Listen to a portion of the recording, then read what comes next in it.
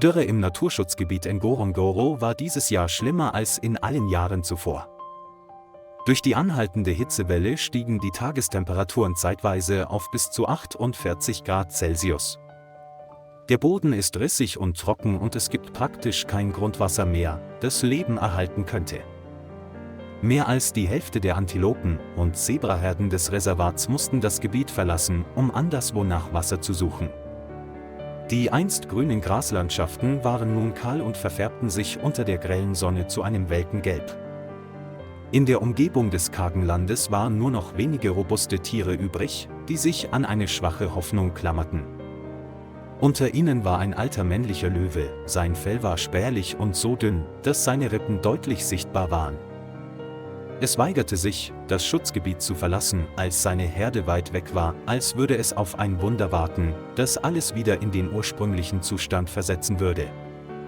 Die großen alten Bäume, die jedes Jahr Schatten spenden, verdorren allmählich, ihre kahlen Stämme und Äste scheinen das letzte Leben hier herauszufordern. Die Szene ist gelb und düster und lässt bei jedem, der sie sieht, Mitleid mit diesem Land empfinden.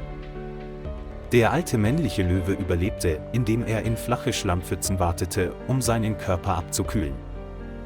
Es fand etwas Futter von den toten Tieren, die aufgrund der Dürre gestorben waren. Allerdings gingen die Nahrungsmittelquellen zur Neige und sauberes Trinkwasser war praktisch nicht vorhanden. Auch die Schlammpfützen waren nur leicht feucht und klebrig, gerade genug, um sich darin zu wälzen und so die Hitze abzubauen. Teile seines Fells waren ausgefallen und gaben den Blick auf zerkratzte Hautstellen frei, die mit getrocknetem Schlamm verkrustet waren. Sein Gang war langsam und müde und sein Knurren wurde leiser, ein klares Zeichen der Erschöpfung. Mit jedem Tag, der verging, wurde der Löwe verzweifelter, weil er keine Hoffnung auf baldigen Regen sah. Es will immer noch nicht weg, vielleicht weil dies das Haus ist, an dem es sein ganzes Leben lang gehangen hat. Das Wetter wurde immer heißer, jeder Sonnenstrahl schien das letzte verbliebene Stück Fell zu verbrennen. Doch der Löwe blieb standhaft und kämpfte weiterhin ums Überleben an diesem rauen Ort. Dann passierte etwas Schlimmes, als der Löwe versuchte, in ein Schlammloch zu tauchen, das tiefer als gewöhnlich war. Der dicke, schwere Schlamm umschloss sofort seine 4 alten Beine. Jeder Fluchtversuch ließ es nur tiefer sinken, fast bis zur Hälfte seines Körpers. Es brüllte wild, doch allmählich wurde sein Brüllen vor Erschöpfung schwächer und leiser. In der sengenden Hitze kühlte ihn der Schlamm ein wenig ab, machte ihn aber gleichzeitig bewegungsunfähig. Der leere Magen und der quälende Durst ließen es fast den Überlebenswillen verlieren. Der alte Löwe verstand, dass er am Rande von Leben und Tod stand und dass es kaum noch Hoffnung gab. Der Speichel trocknete aus, die Augen verschwammen, es konnte nur noch leise stöhnen und fiel dann in den Schlamm. In diesem Moment der Verzweiflung schien es, als hätte es den Tod jeden Moment akzeptiert. Es schloss seine trüben Augen, gab auf und ergab sich seinem grausamen Schicksal. Gerade dann fuhr ein Jeep aus dem Reservat vorbei, um die Wassersituation zu überprüfen. Der Fahrer und einzige Retter an Bord hieß Bakari und hatte langjährige Erfahrung mit Wildtieren. Als Bakari den gefangenen Löwen sah, hielt er sofort das Auto an, da er den Schmerz des sterbenden Tieres spürte. Er stieg aus und beobachtete die Situation aus der Ferne, um die Sicherheit zu gewährleisten. Der Anblick des alten Löwen, der abgemagert und tief im Schlamm feststeckte, brach Bakari das Herz. Es schien zu merken, dass jemand kam, öffnete hilfesuchend leicht die Augen und brach dann wieder zusammen. Bakari war nervös, aber er wusste, dass es seine Verantwortung war, alle Tiere zu retten, wenn sie aufgrund des extremen Wetters in Gefahr waren. Er wusste auch, dass es einige Zeit dauern würde, seine Teamkollegen anzurufen, und dass dies möglicherweise dazu führen würde, dass der Löwe seinen letzten Atemzug tut. Ohne zu zögern beschloss Bakari, allein zu handeln und nutzte dabei alle Überlebensfähigkeiten, die er trainiert hatte. Er nahm ein starkes Seil aus dem Auto und befestigte ein Ende an einer Autostange, um es als Stütze zu verwenden. Bakari zog sein schlammiges T-Shirt und seine schweren Schuhe aus, die ihm halfen, sich im Schlamm leicht zu bewegen. Er näherte sich dem Löwen langsam, rief dabei leise und hoffte, dass er nicht in Panik geriet. Der Löwe verstand wahrscheinlich Bakaris gute Absichten und lag einfach still da und atmete schwach. Bakari kniete nieder und legte das Seil um den Bauch des Löwen, wobei er darauf achtete, das Seil nicht zu fest zu spannen. Der Löwe stöhnte leise und versuchte auszuhalten, während Bakari leicht drückte, um die Festigkeit zu testen. Dann stand er auf und zog langsam am Seil, wobei er laut schrie, um dem Löwen mehr Mut zu machen. Die dicke Schlammschicht klebte wie Zement an den Pfoten des Löwen und erschwerte das Ziehen enorm. Bakari wechselte ständig seine Position und nutzte die ganze Kraft jedes einzelnen Muskels, um den Löwen nach oben zu bewegen. Der Löwe schien dadurch noch motivierter zu werden und nutzte seine ganze verbleibende Kraft, um seine beiden Beine aus dem Schlamm zu heben. Nach mehreren angespannten Minuten gelang es dem Körper des Löwen schließlich, aus der Schlammgrube zu entkommen und auf den trockenen, rissigen Boden zu fallen.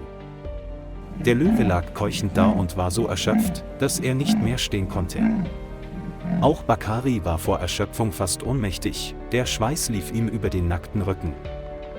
Er setzte sich neben den Löwen, öffnete schnell die mitgebrachte Wasserflasche und wusch sich rasch den Schlamm aus Gesicht und Händen.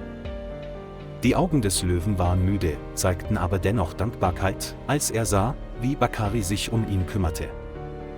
Als Bakari sah, dass sich auf seinem dünnen Fell eine Kruste aus getrocknetem Schlamm bildete, beschloss er, Wasser über den Löwen zu gießen, um ihn abzukühlen. Der Löwe zitterte leicht, das kühle Gefühl, das in seine Haut eindrang, verschaffte ihm Erleichterung. Allerdings hatte der Löwe immer noch nicht genug Kraft zum Gehen, er stand nur unsicher da und brach dann zusammen. Bakari streichelte sanft den Hals des Löwen, beruhigte ihn und suchte nach gefährlichen Verletzungen. Glücklicherweise wurde der Löwe, abgesehen von leichten Kratzern und Erschöpfung, nicht ernsthaft verletzt. Bakari verstand, dass er sofort ins Rettungszentrum gebracht werden musste, damit der Arzt rechtzeitig helfen konnte. Aufgrund seiner Erfahrung in der Tierrettung beschloss Bakari, den Löwen auf den Rücksitz des Jeeps zu setzen. Er stand dahinter und hob sanft die Hinterbeine des Löwen an, um ihm zu signalisieren, dass er versuchen sollte, hochzukriechen. Der Löwe machte langsam mit und stieg Stufe für Stufe in das Auto. Seine Augen waren trüb, leuchteten aber immer noch vor Überlebenswillen. Schließlich legte es sich keuchend in den Kofferraum und überließ es Bakari, die Tür festzuschließen. Bakari fuhr über eine holprige, staubige Straße zurück zur Rettungsstation im Ngorongoro-Schutzgebiet. Unterwegs blickte er gelegentlich zurück zum Löwen und hatte Angst, dass dieser allmählich verschwinden würde. Doch trotz seiner Müdigkeit atmete der Löwe immer noch schwer und zeigte damit, dass er die Hoffnung nicht aufgegeben hatte. Bakari fuhr so schnell er konnte über die alten Reifenspuren auf dem harten Boden und hoffte, bald dort anzukommen.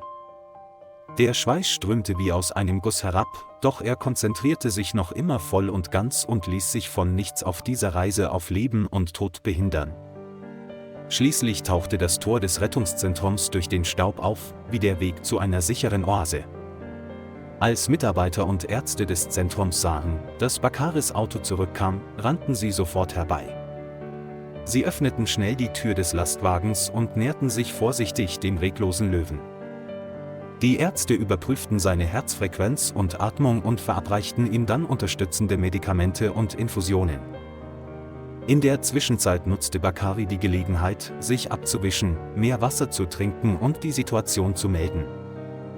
Ein Arzt sagte, der Löwe sei vor allem durch Dehydrierung und den langen Aufenthalt im Schlamm erschöpft gewesen und habe keine tödlichen Verletzungen erlitten.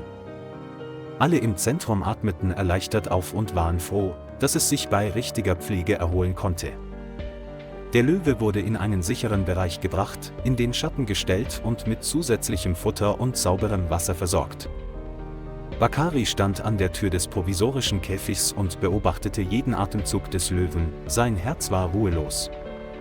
Als die Nacht hereinbrach, sank die Temperatur, der Löwe stabilisierte sich allmählich und seine Augen wurden aufmerksamer, wenn er die Lagerlichter berührte.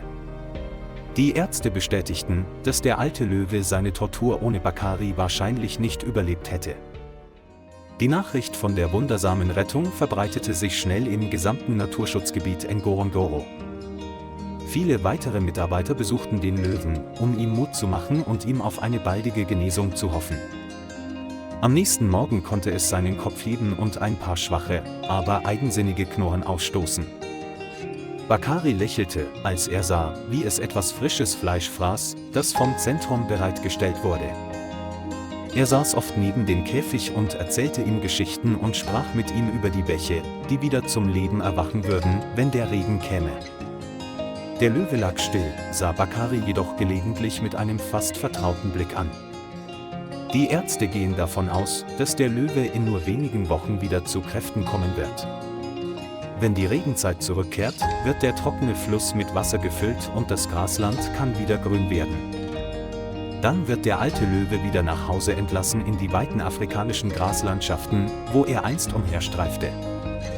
Und die Menschen werden sich immer an die Geschichte von Bakari erinnern, dem tapferen Arbeiter im Naturschutzgebiet Ngorongoro, und an seine unglaubliche Rettungsaktion mitten in dieser schweren Dürre.